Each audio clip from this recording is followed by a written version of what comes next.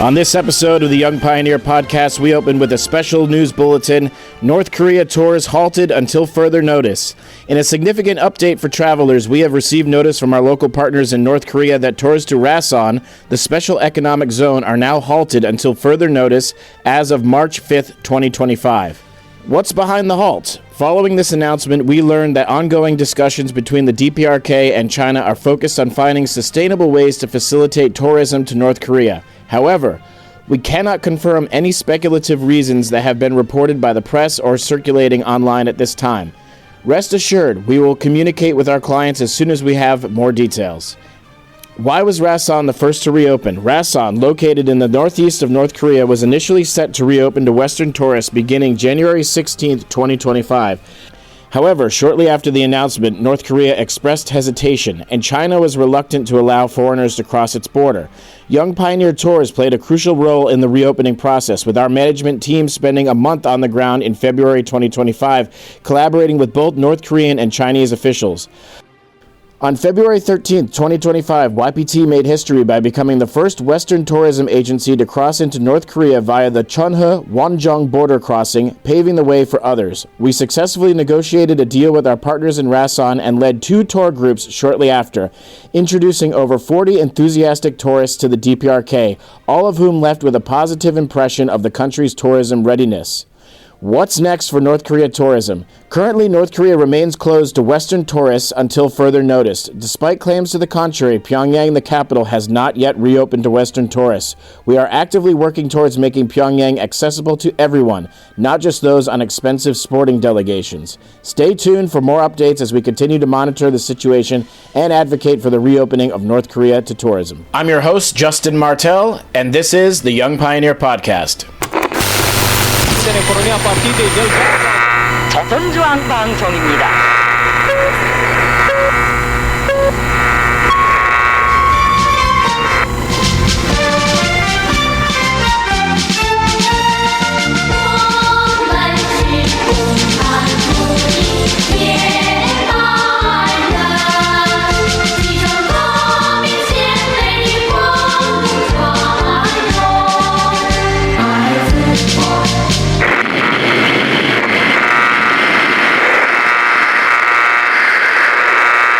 Okay, and now that we have heard our North Korea travel update, welcome to today's episode. We have a special guest joining us, Monica Macias, the talented author of Black Girl from Pyongyang.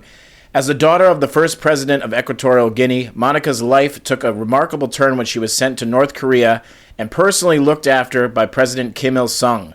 In her groundbreaking memoir, she shares her unique journey as a black girl navigating life in a country often shrouded in mystery. So let's go to my interview now with Monica Macias. Okay, welcome to the Young Pioneer Podcast. Today we have a truly extraordinary guest, Monica Macias, whose life story is nothing short of remarkable. Sent to North Korea at the tender age of 7, Monica navigated a world of political upheaval and personal challenges after her father's ousting as the president of Equatorial Guinea. Despite the tumultuous circumstances, she found an unexpected mentor in President Kim Il-sung, who ensured her education and well-being during her formative years. Monica's unique perspective on her past is captured in her powerful memoirs, including her latest release, Black Girl from Pyongyang, where she explores her complex relationship with both her father and the North Korean leader. Join us as we delve into her incredible journey, the lessons she's learned, and her thought-provoking views on morality and nationhood. Monica, welcome to the Young Pioneer Podcast. Thank you. Thank you, Justin. Thank you for inviting me to your podcast. And I'm hoping your readers will find interesting, our readers and the listeners will find our discussion interesting. I'm sure they will. Our audience are people who have either traveled to DPRK or Equatorial Guinea or both and are familiar with your story. So I think people will be very interested, and many probably are actually also are familiar with or have read your book. So I'm sure they'll be interested to hear some insights even beyond what you wrote in the book. Getting right into the questions, your incredible story began when you were very young. You were born in 1972 after I think your father had been president of Equatorial Guinea for 4 years.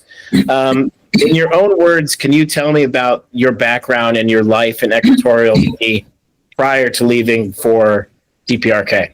Yes, of course. So I was born in Equatorial Guinea as the youngest daughter of the first and legitimate president of independent Equatorial Guinea. However, I lived there only until I was 6 years old. So many memories of that time are quite vague. As I mentioned in my book, my conscious memory actually began when we arrived in Pyongyang. That said, I do have some fragmented impressions and sensory memories rather than full narratives. I recall the warmth of the sun, the feeling of playing outdoors, and glimpses of my family's presence, especially my father's presence, is very vague. Like I described it I wrote it in the first chapter of the book, the English version. But beyond those fleeting moments, my early understanding of the world was truly shaped in North Korea, where I grew up and where my sense of identity, history, and belonging began to take form. It was in Pyongyang that I started questioning who I was, where I came from, and what my origins meant, especially given the unusual circumstances of my upbringing. So, can you tell me and tell our listeners about the circumstances surrounding your father's close relationship and friendship with President Kim Il-sung, which is what brought you and your siblings to North Korea? Of course. So my research into my father's history revealed a deep mutual respect between Kim and President Kim Il-sung. In the letter my father wrote to us when we were sent to Pyongyang for our studies, he addressed President Kim Il-sung as a brother, which speaks volumes about the nature of their relationship. Both leaders shared a common struggle, each fighting for the independence of their respective nations from colonial rule. This shared experience created a strong bond between them, built on solidarity and mutual understanding of the challenges of nation building. In addition, when Spain breached its trade agreement to support Equatorial Guinea back then in the 60s, after the independence, North Korea stepped in to help with the country's development. This support further strengthened the relationship between the two nations and demonstrated the commitment of President Kim Il-sung to assisting my father in building a strong and independent Equatorial Guinea. My father's decision to entrust our care and education to President Kim Il-sung reflects the deep confidence and trust he had in him, not just as a fellow leader, but as a brother in the struggle for sovereignty and self-determination. Backing up a little bit, I think that many of our listeners are familiar with the DPRK's struggle for independence from the anti-Japanese colonial period to the Korean War, but they might not be as immediately familiar with Equatorial Guinea and its colonialization at the hands of the Spanish. Could you provide a little bit more background on that?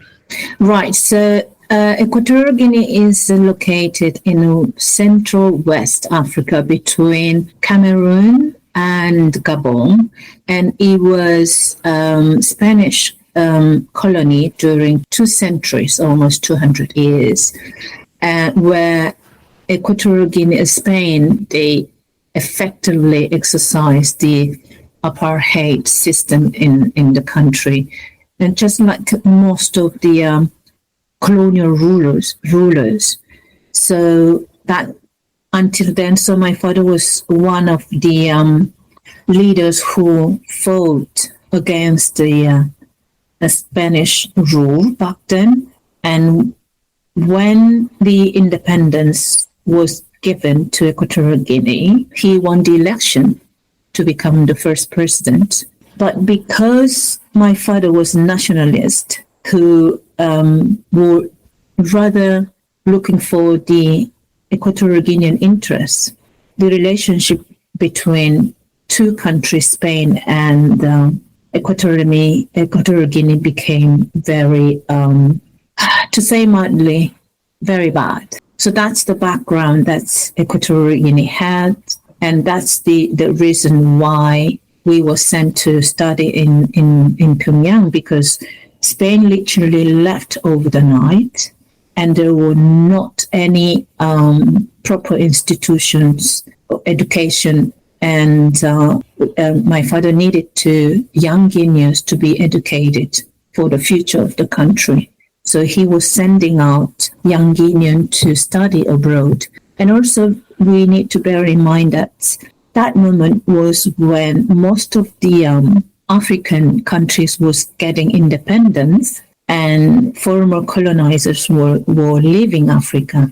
And also the Cold War was starting. So Europe was leaving, and the countries of communist bloc like Russia, China, Cuba, North Korea, one of them, were reaching out with help in Africa.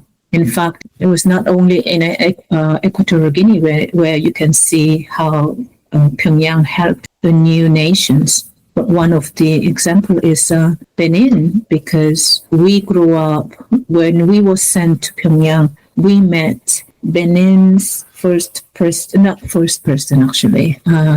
one of the president, Mateo Kereko president's sons. They were already there studying as well, and it was a similar case. And there were a lot of, back then in 80s and 70s, there were a lot of African students studying in North Korea. Perhaps you've read it, and if our listeners haven't read it, I would recommend. There's a book called "Guns, Guerrillas, and the Great Leader," and that's about North Korea's assistance to various African liberation movements. Right. Yes. Well, it's very interesting, and and thank you for that. I think that provides some very important context, for the relationship and kinship between your father and President Kim Il-sung. So you mentioned that your sort of conscious memories begin when you arrived in North Korea. Can you take us through that? Can you give us some of your earliest impressions of North Korea and meeting President Kim Il-sung? So my first impression about North Korea was something new. I had never seen visited Asian country. So I was very curious, and then as I described it in the first chapter of the book, how the book began, actually the English version begins with my strong impression, very surprised, because we were received in Sunan airport, which is the Pyongyang, back then was the I think it's still the one international airport. We were received with the first visit we did was the official one with my parents. So it was official visit. And so Kim Il-sung came to receive us. And when the aircraft landed, I saw all the gloves, people outside welcoming us. It was amazing. It just took my breath away, and I wanted those gloves floating in the air. I have really, really good good memories, impression. The first one I had. Regarding the most memorable memory impression lasting with President Kim Il-sung probably is when he changed my mind about my future path. Growing up in North Korea, when I finished my study, when I was about in the last year of the boarding school, and this is very detailed in the book. I originally wanted to become a pianist, but during a conversation with him, he encouraged me to consider a field that could directly contribute to my country. So, in other words, starting for my country, yeah. He spoke about the importance of practical skills and how fashion and textile could play a role in nation development, and which is what my father also wanted.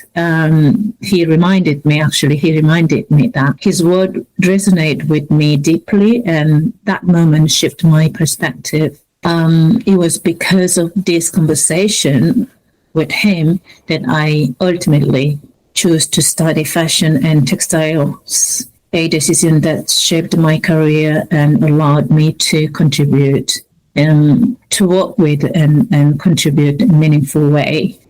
So his guidance in that moment left a lasting impression on me. I still remember that day, not only because it changed my direction in life, but also because it shows his deep concern for the future of young people and their role in building better society. And so how many times, I know it is detailed in the book, but you only met in person maybe a handful of times, but then he would frequently check up on you via telephone. Is that correct? Yeah, that's correct. I think because there's so many people who hear about President Kim Il-sung in the Western media, and so they obviously have this impression of him as viewed through the lens of the Western media and the Western world and Western politics. How did he come across to you, just as a everyday person? I mean, he come across as a grandfather who all the time would give I don't know what's the word in English could be, not exactly scoring, but all the time giving a like a mentor.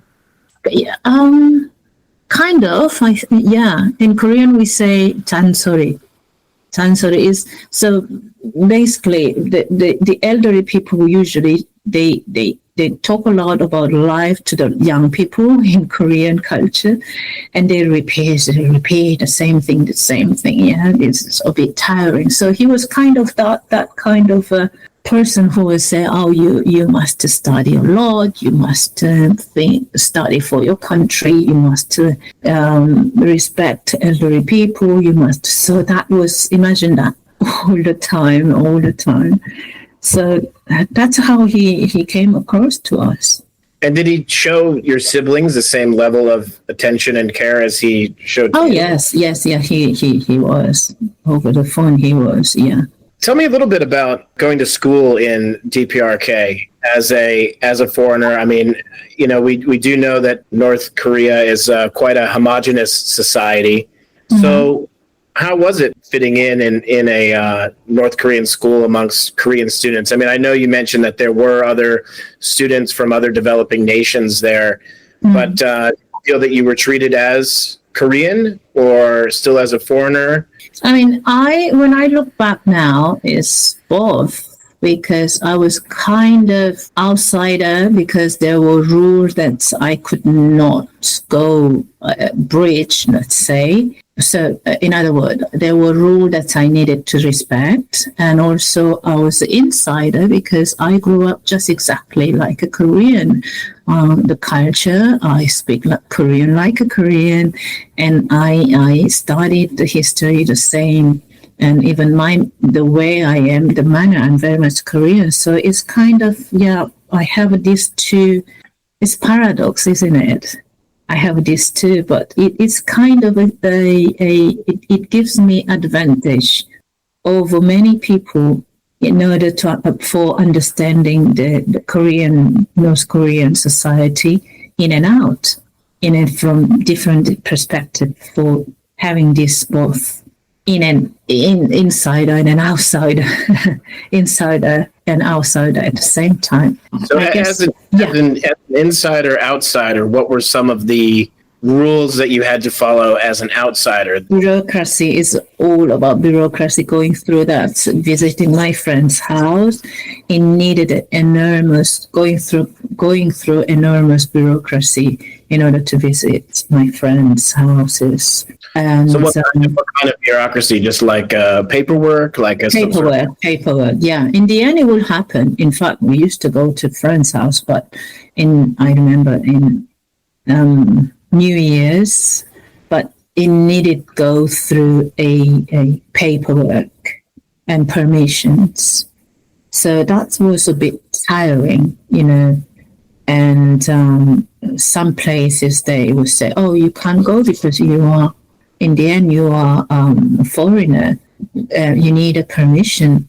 But at the same time, once North Korea is kind of, yes, there are rules, but also if you understand and you build trust with them, it's kind of, those rules became more loosened, if I can say it that way. A normal someone, a foreigner who, just to give an example, for instance, it's my Syrian friends who were exchanging students there. They didn't have same, let's say, ability to interact with a Korean. So the barrier between foreigner and, like they like to express, is us meaning Korean, that barriers remain. But with us, my siblings and those Benin Keriku sons who grew up there, because we were very young, sincerely young, and we know them, we express just exactly that barrier slowly diminish. I don't know if that makes sense to you. So if there is a place that you're not supposed to go, but if you start talking to them, like them, they would, oh, okay, yeah, go in, but yeah, you can go. That would happen, yeah. I hope you're understanding what I'm trying to say. Yeah, as somebody who works in North Korea, I totally understand what you're talking about. I've always found, of course, North Korea has a reputation for, bureaucracy, and also being quite strict with rules, especially rules as it pertains to foreigners and the freedom of movement of foreigners within the country. Yeah. I've always found that, when I've approached the Koreans respectfully and presented logical solutions or questions, okay, well, so we do that? But okay, if we can't do that, can we do it this way? I've found that if they trust you, they'll find oftentimes creative ways to compromise if they can. Absolutely. So I totally understand what you're saying there. That's what I'm saying always. Everyone who asks me what, or sometimes I come across people asking me, oh, I'm going to North Korea next month, or whatever, what should I do? How can I do it? So try to build the trust between. The trust is broken, and between the West and North Korea, try to build that. Once you build the trust, you can achieve many things in North Korea. You are not achieving it. Maybe your intention is not the genuine one. Secondly, you're not interested. You're not genuinely interested in building the trust. So they can see that. They're not stupid. So try to be honest, humble, respectful, and build the trust. It would work. Absolutely. And because people watch the Vice documentaries, or they watch documentaries made by some of these travel vloggers and YouTubers. And if you come in, immediately, sort of questioning everything, mocking their political system and their way of life, and constantly pushing back at them, as you said, they're not stupid. And so, if you act that way, that's going to be met with a certain response that isn't going to get you very far. And I always tell people that, especially, we have a lot of travel YouTubers and vloggers and people who want to visit the country. Mm-hmm. And I always tell them that. I say, look, I know it's going to be your inclination as soon as you get in the country to whip out the camera and start just filming everything. Do me a favor. You're going to end up getting more if you take it slowly. Defer to the Koreans, ask them what they think of your shots, ask them what they think you should be filming at first. And in time, you'll find by day 2 or 3, they won't really be watching you too much. Exactly. That's you just described it. That's how they are. It's because there is the trust was so badly broken for a long, long time. It takes time to to come back to trust someone, to believe that person really, their intention is a good one.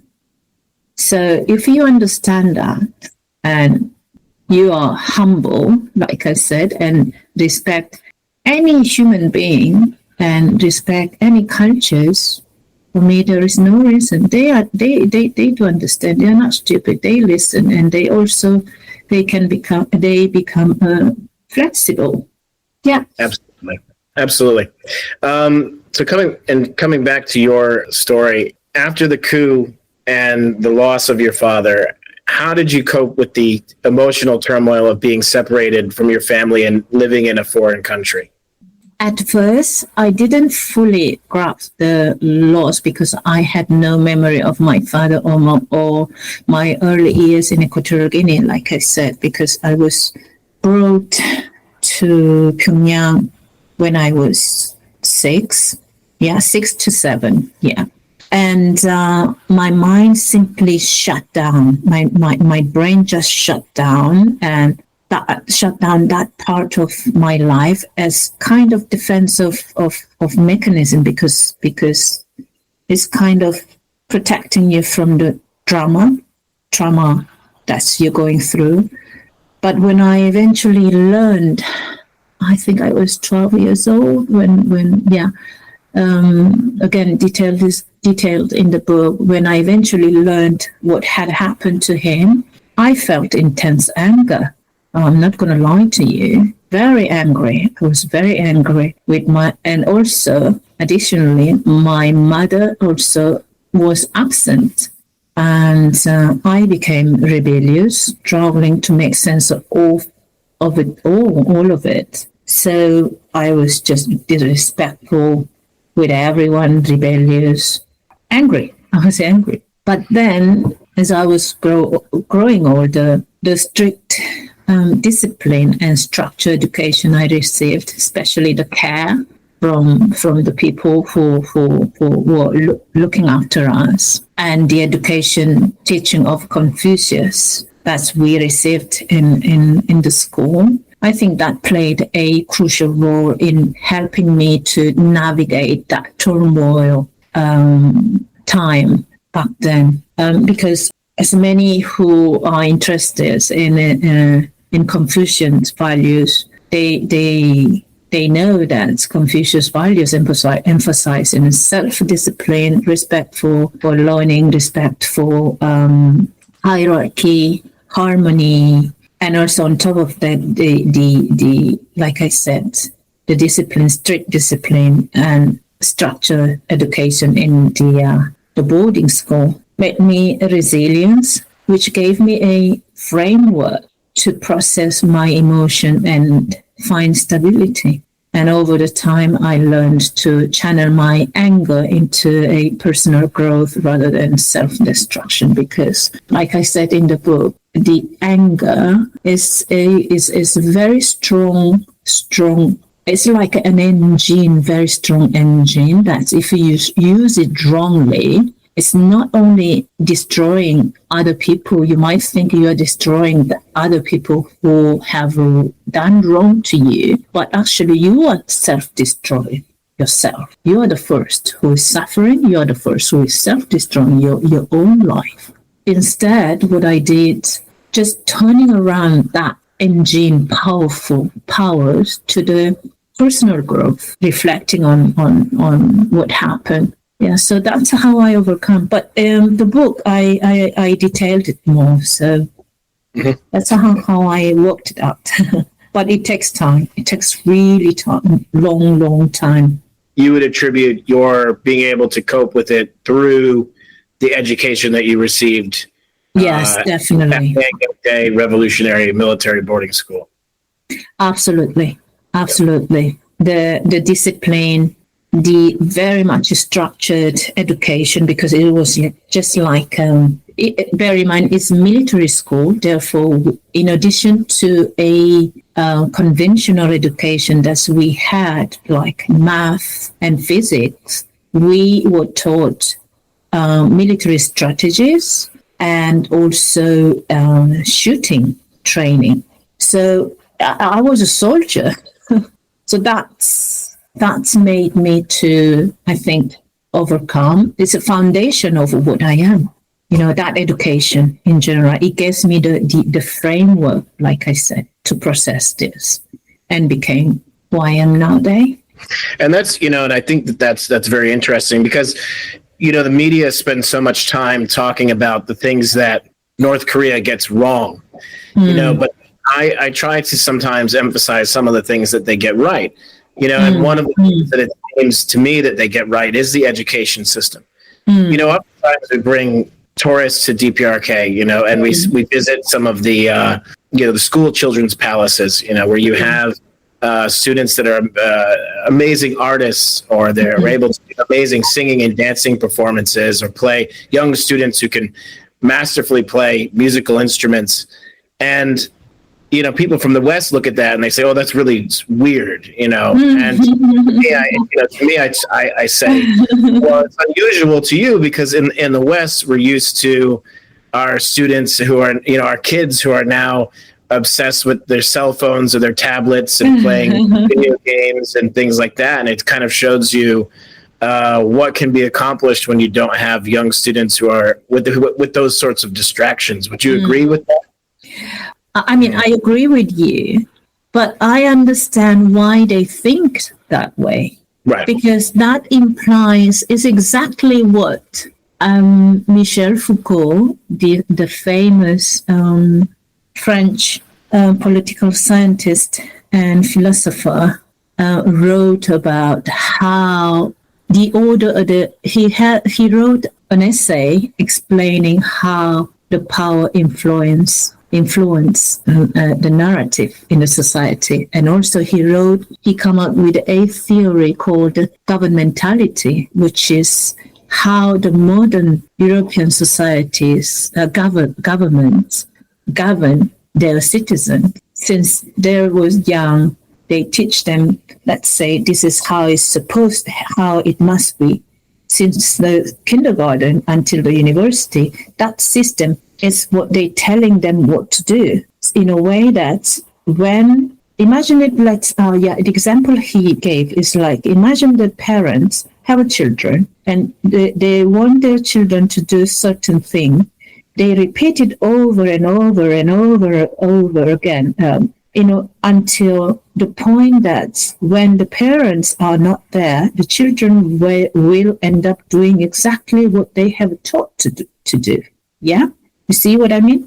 So they don't see why they don't analyze why they are doing the thing where they do, or they don't analyze why the way they think about others, why they think that way. They just think that way, and they think, and on top of that, I would add this Edward Said's Orientalism, which is the theory that people tend to be, is post-colonial theory, where it talks like people thinks they're of themselves, us, we are the best, and other, the different, other are the bad one. They good and evil, or bad or good, or beautiful and ugly. They see the world from that binary perspective. That's very simplistic. We are, in my view, the world is different, full of different cultures, different language, different food, different everything. We just need to accept that person is different. It doesn't mean or best or worse. It's just different way of doing it. And we need to learn to respect that in order to live together in this world. If we fail to respect each other, and pointing others like the bad one, the evil one, and I am the good one, I am the angel, that's very simplistic and childish way of seeing the world. So they grown up in that framework, therefore, and this is very much, I'm not saying only only happening in a Western country. In every society, most of the society that happen. Even North Korea, they think they are the best in many sense. I'm not trying to say that North Korea is 100% correct, or is the good society? No, all society have this side of good and bad, and we got to understand that we are different, and what matter is understand each other, respect each other, and that's different does not mean bad thing. And this, if we understand this, we can apply it in every aspect in our life. For instance, racism. Racism, in my view, is not only the white toward the black or the white toward other race. It happened also the other way around. Many people don't talk about that. My mom was white. She lived in Africa, where the majority was black. She experienced the racism the other way around. But where that comes from, because we especially about the racism, we don't understand, we don't know, but because they didn't know much about her. But then once they got to know that impression or that racism stopped going on, disappeared. Yeah, so I think respect is the most important thing we need to exercise because we got to live together in this world rather than this simplistic binary way of thinking, us and others, which is Orientalism, what Edward Said explained in Orientalism theory. Yeah, and thank you for explaining that. Obviously, it is important to have a nuanced perspective of the world, and whether it comes to talking about North Korea or Equatorial Guinea or even current events such as the situation in Ukraine or the situation in Gaza. Absolutely. Yeah. So coming back to your story, I just have a personal question. I'm a bit of a DPRK cinema nerd, so I like North Korean films quite a bit. Did you ever watch any North Korean films while you were there? Can you recall any of your favorites? Yeah, my favorite, 이름 없는 영웅들. I don't know how I can translate this in English. Unsung heroes. Unsung heroes. Yes. Yeah. It was a series. It was series, and from 1 to 20, it was my favorite, one of them. But it became my favorite when I was at university, because when I was young, I found it very boring because I didn't understand.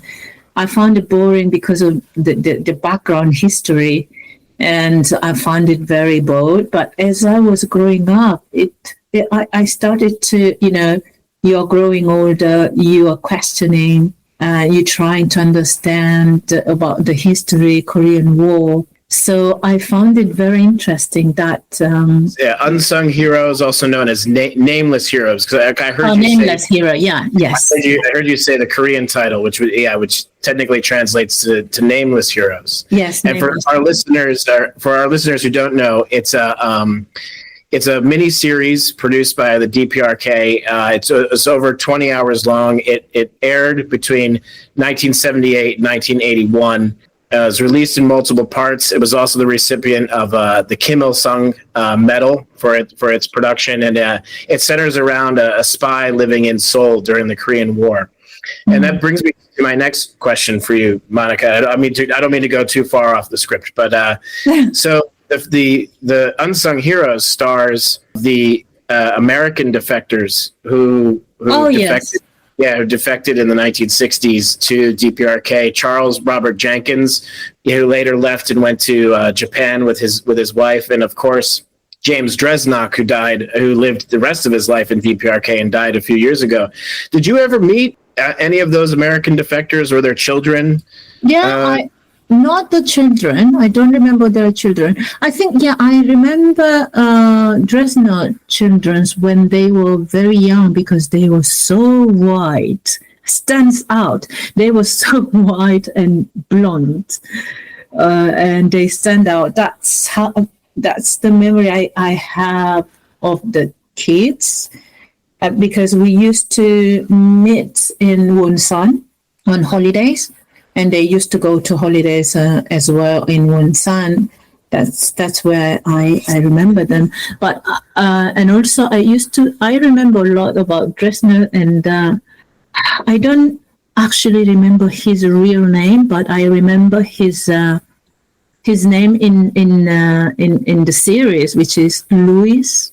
So in that series, 3 American defectors they are acting there. One was Louis, who acting as a UK soldier, and Dresner was the general, American general, and the other one, the old man, the one who went to Japan with wife. Jenkins. Jenkins also appears in that series as a scholar, American scholar. Dr. Kelton.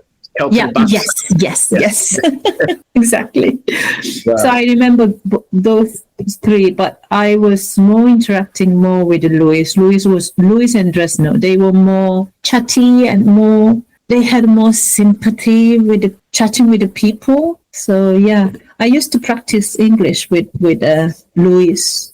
Again, this is his not real name because I don't remember his real name. It would have been either Abshir or Parrish were the other 2. I don't remember the name because he was known in Pyongyang as Louis because everyone loved Louis in Pyongyang. And I remember at the university, oh my God, and they would say, the reason why he was loved because as being a UK soldier, he finally, he helped the spy, Yurin, North Korean spy. So people were kind of in a community, not in community, in society, Louis was the best. Within all 3 defectors, he was the good one because in the series, he actually was helping North Korean spy, spying, say. So Louis is known as Louis. So I think that was Larry Allen Abshir who played Louis. Could be the name. I don't remember the name, but I know the face. Yeah. And so you interacted. So what was your impression of their decision and the fact that they were I didn't know back then. I didn't know they were. I didn't know their background. I really didn't know. I wasn't much aware of them. The only thing I knew it was that they were American and living there, but I was 15, 16. I was not really much into trying to know what was there, why they came, what happened. I learned it later on. Before leaving Pyongyang, I was about 23. Yeah, but yeah, I didn't really much reflect on that very much. Just accepted it. Yeah. So speaking of some of these like historical things that you were in the DPRK for, I wanted to also ask you about, you were in the DPRK for the Youth Festival, which was organized in, I think in 1989. Yes, that's correct. 89 in summer. Yeah, so you were there. You were there for the 13th World Festival of Youth and Students, which was organized in 1989, kind of as a counter event to the Olympics, which were being held in Seoul. Yes. What was that like? I know that there were. Wow, it was quite the success. It was impressive. Pyongyang dressed up for that festival, and people were. Everyone who came from around the world. So there were, people just dancing until the next day, and in the street dancing, shouting, something that's never happened in Pyongyang because Pyongyang is very much structured society, and all the hotels, discotheques, dancing floor full of the people drinking. It was, oh my God, it was kind of, how I can say, it was impressive. Growing up there, never experienced that openness. Yeah. They're like Yugoslav rock bands playing at the base of the Juche Tower, things like that. And then, of course, there was Lim Soo Kyung, the flower of reunification. Can you tell me about her presence in the country during that time? Yeah, so she came, and it was again. She revolutioned Pyongyang young, my generation, because she's more or less of my generation. She revolutionized all my generation Pyongyang girls who lived there, because everyone was cutting the hair like her. She had her very short hair, straight and short hair. The next day, after she arriving, my classmates, they all cut the hair just like her, and everyone was amazed about her energy. And even I was like, oh my God, that girl is very, very, I found her very interesting. I even followed her when she did the hunger strike in Quezon. I also did a hunger strike, but my motivation was more like to lose the weight rather than unification. She did it for unification, but back then I was very young. But she was impressive, and all the time on the telly, it was showing her. I'm exaggerating if I say 24 hours, but because Pyongyang TV does not show 24 hours from 5 o'clock to the in the evening. The night, midnight. So you could see her a lot. And yeah, like I said, it was a revolution for young generation back then, for my generation there. And then for our listeners who aren't familiar, Lim, she was a South Korean student and activist who came for the youth festival. And, again, she was heralded by the DPRK as the flower of reunification. And as Monica has said, all the North Korean young girls cut their hair like her and in her style. Upon her return to South Korea, she was arrested and sentenced to 12 years in prison, but that was later completed to 5 years. Can you tell me about your ultimately your decision? You do discuss it in detail in the book, so you don't have to go into this level of detail, but your decision I know that Kim Il-sung gave you the option to stay in DPRK as long as you wanted, but you ultimately, following after your siblings, you ultimately did decide to go to China and then to Spain. Can you tell me about, sort of leaving the care of President Kim Il-sung? Yeah, so like you said, he did give us option to whether stay or leave after our studies, and I decided to leave because I was really immersed in an identity crisis. So my parents, I have my background. From my parents, I have white and black background. Spain and Equatorial Guinea, and then growing up in Asia. So imagine the confusion. And I was really did not have a contact of those cultures that in theory are my cultures. So I had no idea. I couldn't speak Spanish. So I decided to leave the country, because in my view, when you don't understand who you are, where you come from, or your identity, in my view, you cannot be living a meaningful life that contributes your society. So I decided, when I finished my study, my first degree, I decided to leave the country. I did a 6 months of Spanish language course, and then I left Pyongyang in search of my identity. That's why my book, the full title is Black Girl from Pyongyang in Search of My Identity.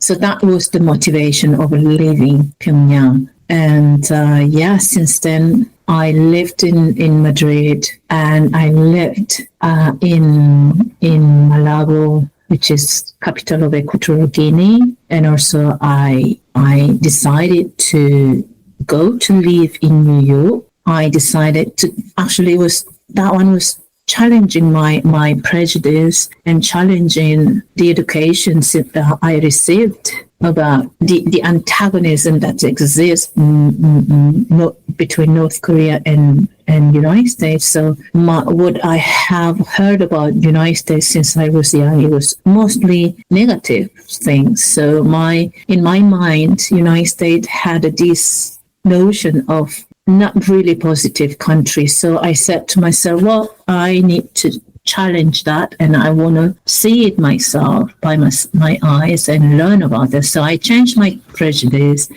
and I went to live to New York 3 years. And after that, again, with the same reason, I went to live in Seoul, the other side of Pyongyang, the peninsula. And so in this city, and then also I lived in China. And finally, eventually, I decided to come to London to pursuing a master's degree in international relations and diplomacy at SOAS University, which gave me a framework to put all these experiences in an academical perspective, and gave me the tools to critically to analyze not only my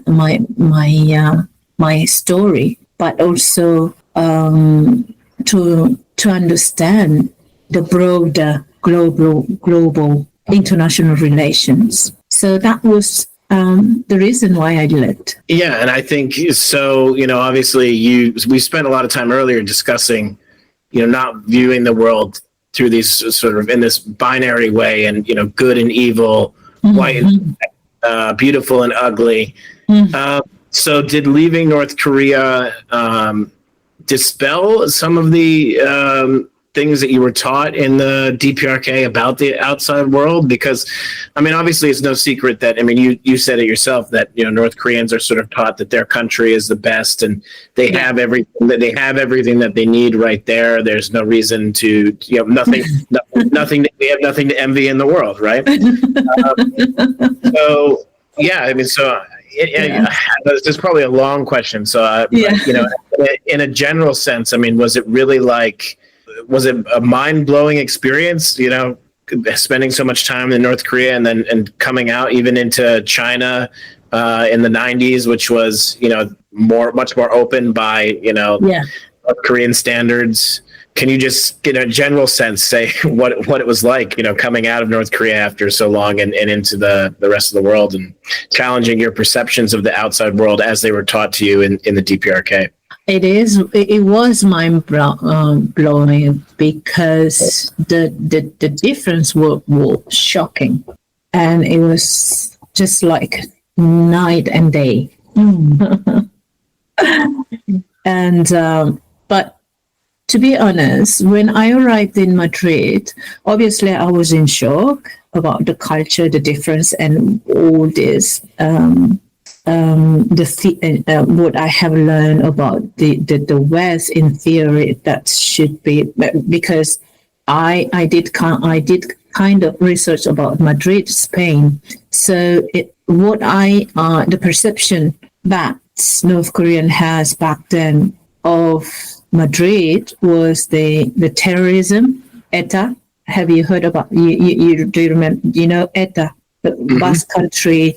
ETA terrorism, and then backward country in the most backward country in Europe. But when I arrived in Madrid, that had nothing to do with what I saw. So that was impressive. Madrid was not what. Yeah, obviously there was terrorism, but I think it was controlled. Yeah, and but what shaped my mind strongly, it happened when I was in Pyongyang, actually. What changed me, what made me to see the fence that existed in my mind, was the incident that happened in Pyongyang with my Syrian friend, when he told me, "Oh, you think that way because you grew up in Pyongyang." The incident is detailed in the book, but I'm going to just summarize a little bit, give you a flavor of what happened. So one day, I found him sitting on the table where the Rodong Sinmun, Rodong newspaper, the official newspaper, North Korean newspaper, was lying in on the table, and he sat on top of that. And I told him, no, you can't sit on top of that newspaper because the newspaper carries Kim Il-sung, President Kim Il-sung, the picture, photo. And he said, oh, I don't care. He doesn't. I'm not here because of him. I pay my studies, and I do what I want. And I couldn't understand. And then he said that sentence, yeah, oh, you think that way because you grew up there. But I didn't understand. I was struggling to understand what he meant. And I spent that night trying to find out what he meant. So I was in a university, second year. So I decided to go to Beijing. And the experience I had in Beijing was the mind-blowing. That was the real shock I had about the difference between Pyongyang and Beijing. And when I met my first time American there in Beijing, and my reaction is hilarious now. Thinking about it is really hilarious. And I was 18 back then. I think I was 18 or 17, like that. So yeah, I invited your people to read it in the book because it's really hilarious. And this kind of reaction phenomena, if I may say, I see it in New York, in Seoul, in Madrid, in London, in Malabo, in Pyongyang, in everywhere. That takes us back what I was saying earlier, how we see the world from this binary perspective of beautiful, ugly, good, evil. And we are so entrenched in that perspective that we don't go beyond. So I'm hoping my book can give, through my experience, I can give to my readers that we need to see beyond what we have taught or what we in a sophisticated way we have been inculcate. Absolutely. And I mean, my question is, because it'd be very easy for you to sort of avoid media attention. And I have to assume there have been some journalists who you've talked to who've been less than honest in their motivations, or they've sensationalized your story or criticized your views on President Kim Il-sung and also your father's legacy. So what motivated you to finally decide to tell your story in both of your books and challenge sort of the preconceptions of both your father's legacy and also the DPRK? So I would say in the beginning, it wasn't easy to challenge this perception that they in the West have about my father, my two fathers. Yeah, is because in order to understand that, many people, like you saying, many journalists in the West I came across, not all of them, I must say, not all of them. For the record, I want to make this very clear. Not everyone, but many of the journalists have tried to sensationalize my story to benefit their narrative. And it's not really pleasant experience. I want to make that very clear. So, like I said, when I arrived in the West, I had to deal with this perception of my two fathers of being the worst human beings or worst leaders in the world. It hurt because that was not what I knew about them. I personally knew Kim Il-sung. I didn't know about my father. I never knew him. But what Kim Il-sung used to tell us was that my father was a good friend, good person who fought for his own country. So my understanding of these two leaders was completely different than what the West was portraying them. So I really struggled. It's difficult. So I said to myself, okay, I'm going to start digging. And I started digging more about my father because, like I said earlier, when I moved to Madrid, the main reason was identity crisis. Therefore, in order to understand my identity, I needed to know who was my father, who was my mother. So I started to digging about Macias, Francisco Macías. Who was this person? And when I started to dig in, the research showed completely different. The outcome, the result was completely different, showing complete different picture of what mainstream media was saying.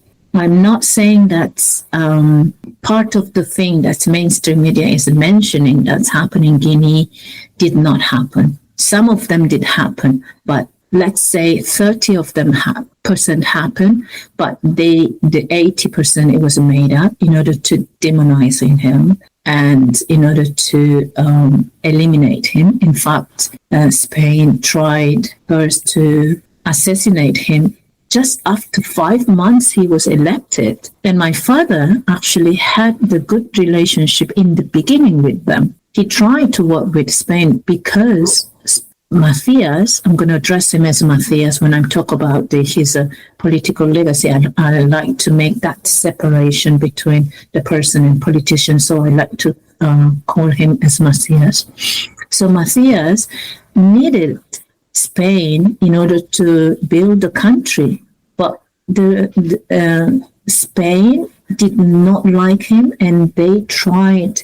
The first attempt to the assassination happened in just after 5 months of independence, and he winning the election. So that's worsened. Everything began from there. That's Macias say no more. That's over, relationship. And so he turned to other countries who were, reaching out. So imagine so you need to, in order to understand any leaders, we need to separate them from being politicians and human beings, because they are human beings. And also we need to understand in what circumstances they were ruling, and who are their enemies, and the narratives built around them, which is that. So that create a perception, negative perception in the people, in public opinion. Yeah, and going back again, when I began to research about my father's legacy, I found that the official Western portrayal, one that labeled him as the worst human being, created by Spain media, mainstream media, El País, was largely false and filled with defamation. But until nowadays, why that is still exist? When you Googling Francisco Macías, what you're going to see is only all those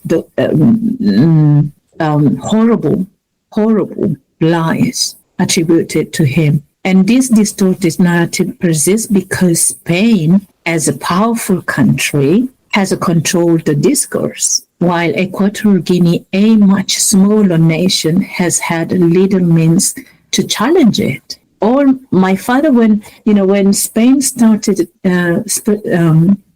mainstream media publishing all those, my father was responding. But of course, he is a leader from African country. He's black, a leader of African, very small country. His voice was just dismissed. So Guinea could not and cannot challenge the powerful Spain narrative. It's just impossible. And no one has truly dared to question what really happened during my father's mandate, which is why I am writing my third book based on the outcome of my research. It's very sad, and this phenomenon is not even very unique to, like I said, it didn't started yesterday. It's been there always. The enemies create politicians.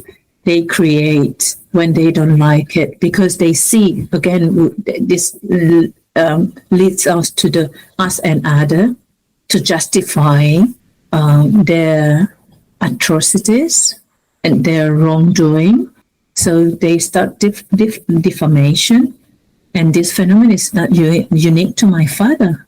I can give you a recent example. One of them is Russiagate. I know Trump is not everyone loves Trump, but we got to be rational when analyzing things. The Russiagate, a narrative pushed to demonize him. Whether you like the person or not, let's put that aside. But fabricating narrative to destroy your opponent, well, I don't think that's the right thing to do. You might disagree or agree with his policy, but go to the extent to fabricate is not good, because I think it's a self-destruction. It's self-destruction. That's what I can say about that. Yeah, absolutely. I think that's a great comparison, that will resonate with listeners from the West, exactly, regardless of what one thinks about President Trump. Yes, it is, the Russia gate has been largely disproven, or totally disproven. Absolutely. As a fabrication, and something intended to just bring him down politically. So I think that should resonate with listeners from the West as a recent example of this sort of thing of disinformation and misinformation. Yeah. And it's worth pointing out, and I know we could probably, we're sort of running low on time, and this could be a subject of when you publish your next book, which I was going to ask you your plan, your upcoming plans. So that tells me you've answered that question. Yeah. When you publish your next book about your findings regarding your father's legacy, and it's important also to point out that Umbasogo is who ousted your father, and he's still president of Equatorial Guinea to this day. He's the second longest consecutively serving non-royal national leader in the world. So I think that's important to point out that your father's history has, I think, also, in addition to Spain, I'm sure also largely been written by him. And by the way, would that be accurate to say? Yeah. So my father had very big external and internal enemies. It was not only Spain, let's say, doing it. Spain could not have done it without internal agents, let's call them like that. Yeah. Yeah. Well, my last question and I think this is just a more general one. I mean, because obviously, given your extraordinary life experiences, what advice would you offer to those who might be facing challenges in their own life who are also struggling, with their identity? Whether it be just something small, a personal identity, to even like struggled with I think personal, national, ethnic identity. What would your advice be? Well, so in terms of identity, I would encourage a deep self-exploration, because like I said earlier, identity matters really, and especially when you grow up, as you grow older, you got to know who you are, where you come from, because in that way you can not only living meaningful life for yourself, but also you can contribute your society. So, and it makes you confident, and you gain humility. It's these two things, I think, is very important. Humility. When you know yourself, you become absolutely humble, really, in my view. And this understanding of who you are shapes your behavior. Yeah. And your behavior shapes your family, and your family behavior shapes your community, and your community behavior shapes the society, and the society behavior shapes your country, and your country ultimately shapes the international society. That's how I see it. It's kind of a chain. So if we want really a better world, we need to first understanding ourselves, identity, know yourself, be humble, and change yourself. Because like I said, it's a chain that influence shapes all other things that I mentioned. That's all what it's my advice of those who are struggling with their identity. So go and find out who you are and be honest with yourself. It doesn't matter what others tells who you are now. You need to find it out by yourself. You need to find it out by yourself. That's my advice in terms of the identity. And those who are going through facing the challenge in life, I would say be resilient. No matter how difficult things seem, always to remember that every situation has two sides, negative and positive, and focus on positive one.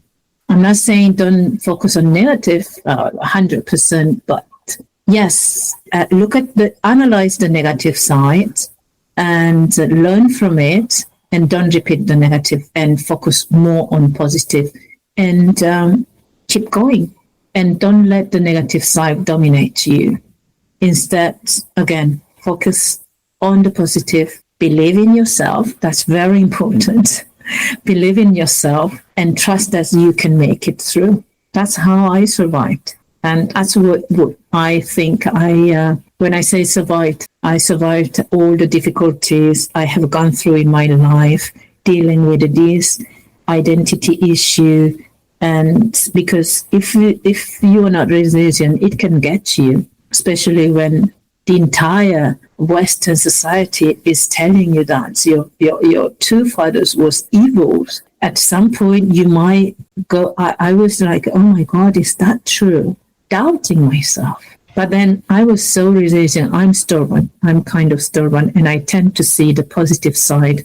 And I question, I question everything. I analyze things. I try to understand the root cause. What's the problem?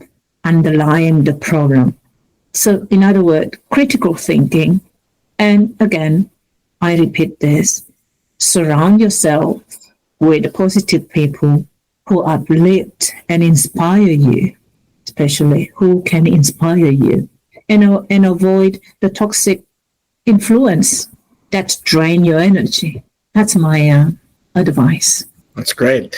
Well, clearly you are someone who follows their own advice. So I look forward to reading your upcoming book. I thank you for taking the time to share your insights and your story. And I hope that everybody will seek out your books that are currently available, including your most recent, Black Girl from Pyongyang, the contents of which we've just touched upon in this interview, but they are explored in greater detail in the book. So I encourage our listeners to please go and pick up a copy of Monica's book. It's truly a fascinating story, and again, expands further beyond what we've discussed here. I feel like we could go on forever, but we're out of time. So, yes. Monica, I really appreciate you talking with me and on the Young Pioneer podcast. And I look forward to hopefully meeting you somewhere, perhaps in Pyongyang. You never know.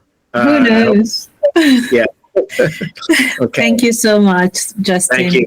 It was my pleasure talking to you. Thank you. Bye. Thank you. Bye. Bye. Bye-bye.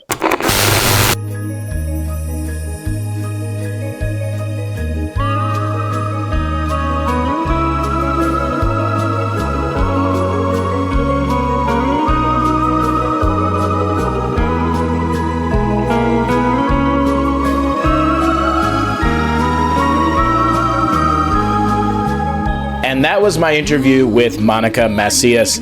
As we wrap up today's episode, I want to discuss two incredible journeys these two upcoming tours that we have are cruises. And we have first the Complete Antarctica Odyssey, set for December 2025, running into January 2026. And this offers a breathtaking 19-day cruise through the Falkland Islands, South Georgia, and the Antarctic Peninsula. Experience diverse wildlife, historical sites, and the untouched beauty of the frozen continent. Meanwhile, our inaugural Pitcairn cruise from January 6th to January 13th, 2026 allows you to immerse yourself in the rich history and culture of the descendants of the HMS Bounty mutineers. With a curated itinerary and expert guidance, you'll engage with the local community and explore stunning landscapes in the world's most remote settlement. Reflecting on Charles Darwin's transformative journey aboard the HMS Beagle, we see how exploration has evolved. Today, with the advanced technology and accessible travel options, the world is more reachable than ever. Whether sailing to Antarctica or discovering Pitcairn, adventure awaits and ready to be explored. I'm Justin Martell, and this has been another episode of the Young Pioneer Podcast.